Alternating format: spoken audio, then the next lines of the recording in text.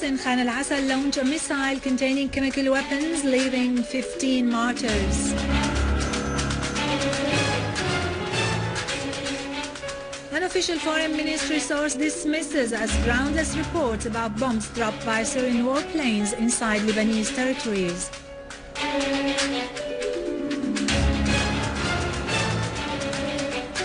Al-Jafari says Syria confirms its absolute support for the world tendency to build an international community that is free of the use of force.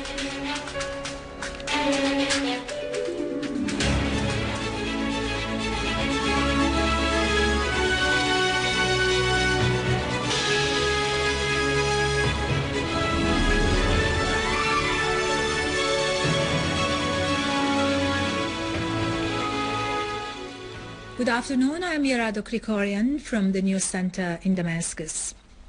Terrorists fired a rocket containing chemicals into the area of Khan al-Assad in Aleppo countryside. Initial information tells that 26 people, mostly civilians, were killed and many others were injured. The following TV footage from inside Aleppo University Hospital shows some cases of injuries caused by toxic gas. A medical source said that injuries were as a result of the inhalation of toxic phosphorus chemicals. طبعا مشاهدينا نحن الآن داخل مشفى حلب الجامعي.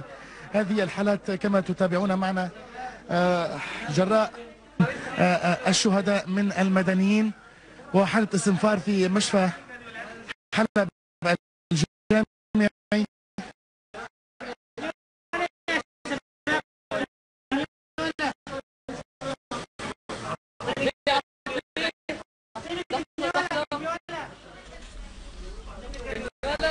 He warned that this crime was a dangerous action and the first reaction to the Arab League Council ministerial meeting's decision.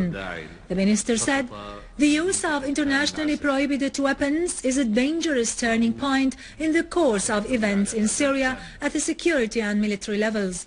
He criticized the silence of the world community toward the states that finance, arm and provide shelter to the terrorists. المادة الموجودة في الصاروخ تؤدي فورا إلى الإغماء ثم إلى الاختلال.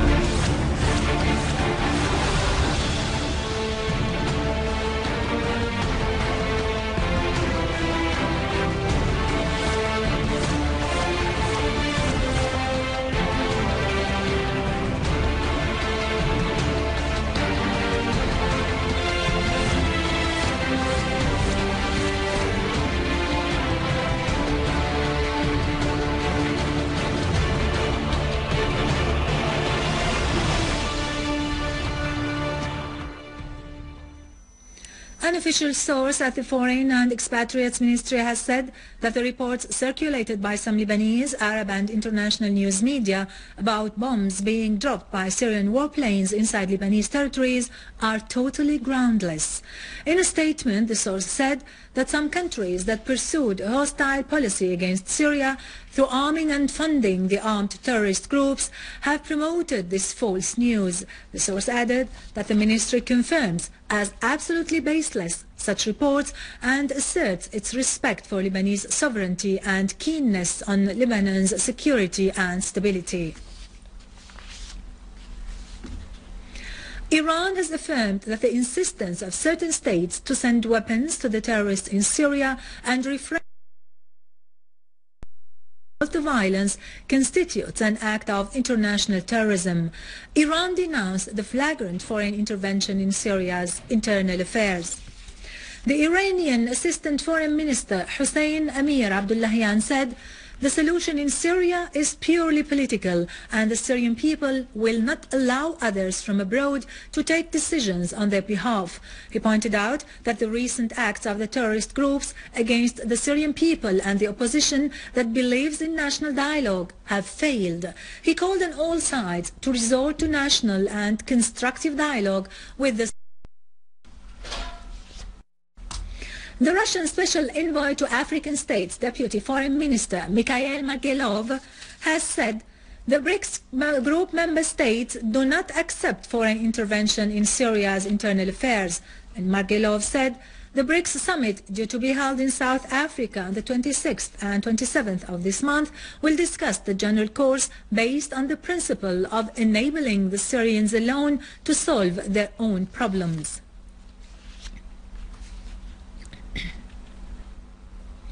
UN Secretary-General Ban Ki-moon has urged the world community, as well as the government and opposition in Syria, to work immediately for reaching a political solution to the crisis in the country. A statement issued by the spokesman of the UN Secretary-General has referred to the need for all parties to abandon the military option as a solution. It also warned against the repercussions of giving priority to armament over political dialogue, considering the events in Syria as having been the result of the first option.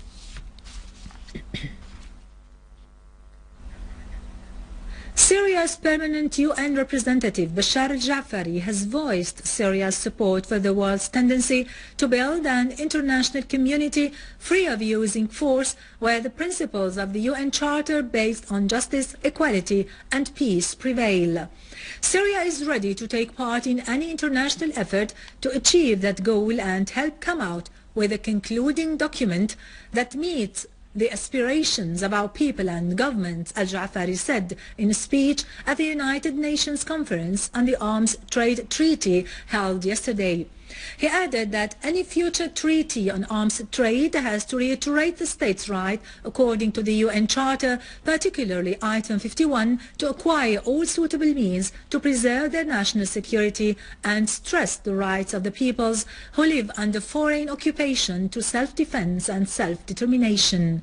Al-Ja'fari referred to Israel's involvement in the illegal arms trafficking in the world, which encourages drugs gangs and separatist movements. He also referred to Syria's suffering from terrorism and sabotage based on extremist and takfiri fatwas issued by instigators who are hosted by Arab, regional and Western states, and terrorist groups on top, Al-Qaeda-linked Jabhat al-Nusra, are carrying out the acts of terror in Syria. These groups could have never been active without the funds, weapons and training supplied to them by a number of Arab, regional and Western countries, al-Ja'fari said.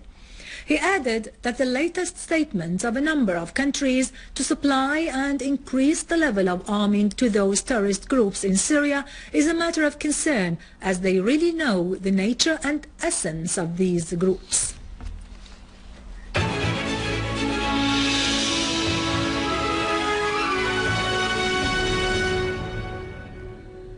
Syrian Arab army targeted a terrorist group in the village of Nizariya in al-Qasir of Homs countryside, killing many terrorists.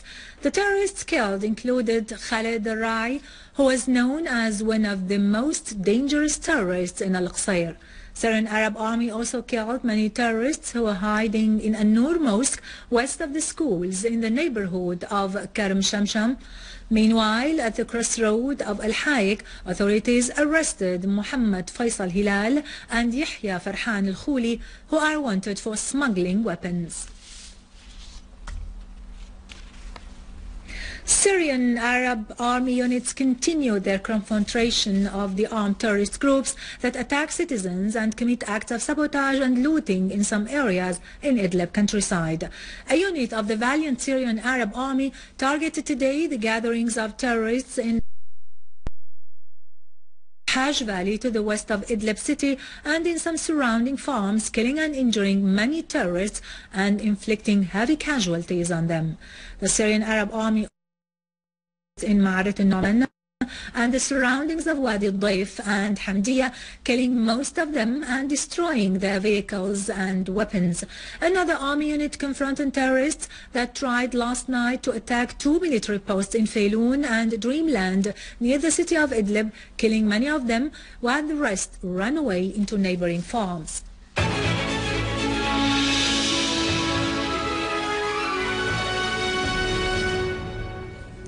Welcome back.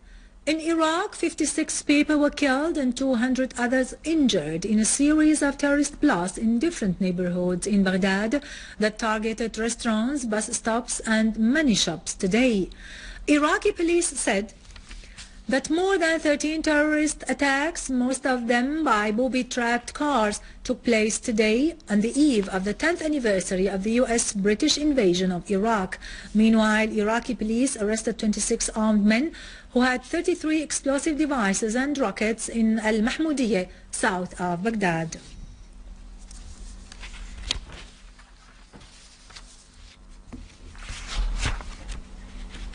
In the Vatican, an inaugural Mass was held today for the Pope Francis I on top of the Catholic Church. The Mass was attended by a number of world leaders in addition to thousands who gathered in St. Peter's Square. Last Wednesday, the cardinals elected the Argentine Cardinal Jorge Mario Bergoglio as the new Pope, who chose the name of Francis I to be the first Pope from Latin America, where the largest number of Catholics live.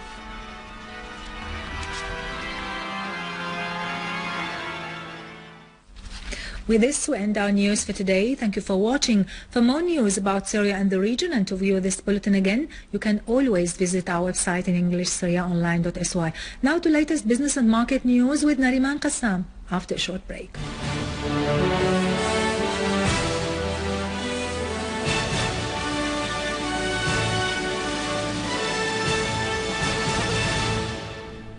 Ladies and gentlemen, good afternoon. The Minister of Industry, Adnan al-Sukhni, asserted that the implementation of production and the investment plans during last year were exceptional. The Minister said there are many establishments and companies which have gone out of service because of the crisis and we should find new solutions. He also called for establishing a new line for batteries in Damascus to provide the needs of the local market. Moreover, al-Sukhni pointed out to the importance of the commitment of the subscribing citizens in Aleppo factory for tractors and the possibility of assembling these tractors in cooperation with the Khuduro Iranian company. The cultivated land of spring potato crops reached 1,042 hectares out of 2,400 hectares, which was the original plan for this season. It is worth mentioning that these lands are affiliated to the Public Commission for Developing Al-Ghab area. The associated manager of the Commission said that the reason behind the decrease in the cultivated lands is due to the difficulties in providing fuel, the high costs of labor, in addition to the inability to plant these crops within the current crisis. The Brent crude fell, shrinking to less than $15 a barrel for the first time since January, while the Brent crude for May retreated 32 cents per barrel on the London-based ICE Futures Europe exchange, and the volumes were 46% below the 100-day average. On the other hand, U.S. crude oil futures were high in early dealings of Asia, near $94 per barrel.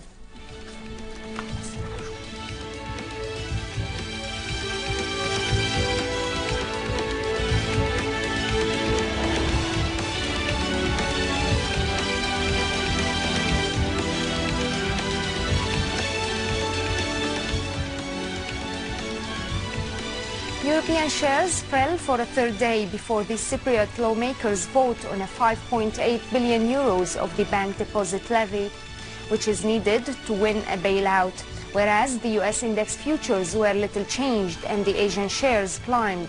The Nikkei index rose 1.5% after the market registered its biggest fall in 10 months.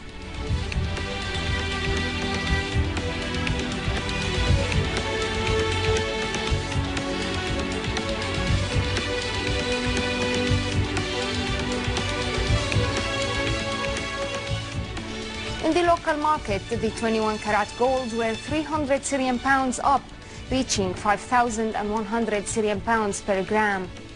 As the Jewelers Assembly set the price of the Rashadi golden coin at 37,200 Syrian pounds and the English coin at 41,600 Syrian pounds.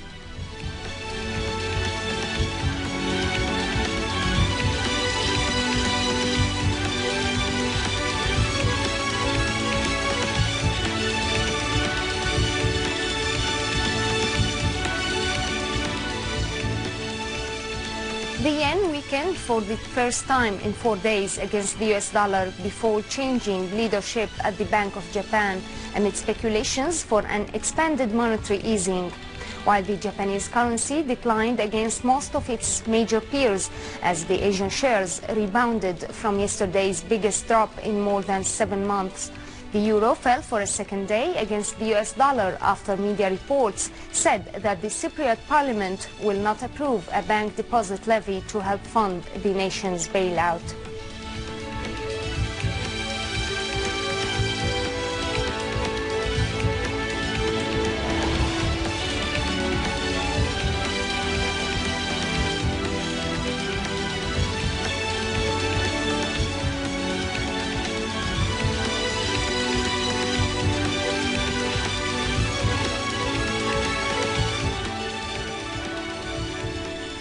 Ladies and gentlemen, this was our economic news for today. Thank you for watching. Goodbye.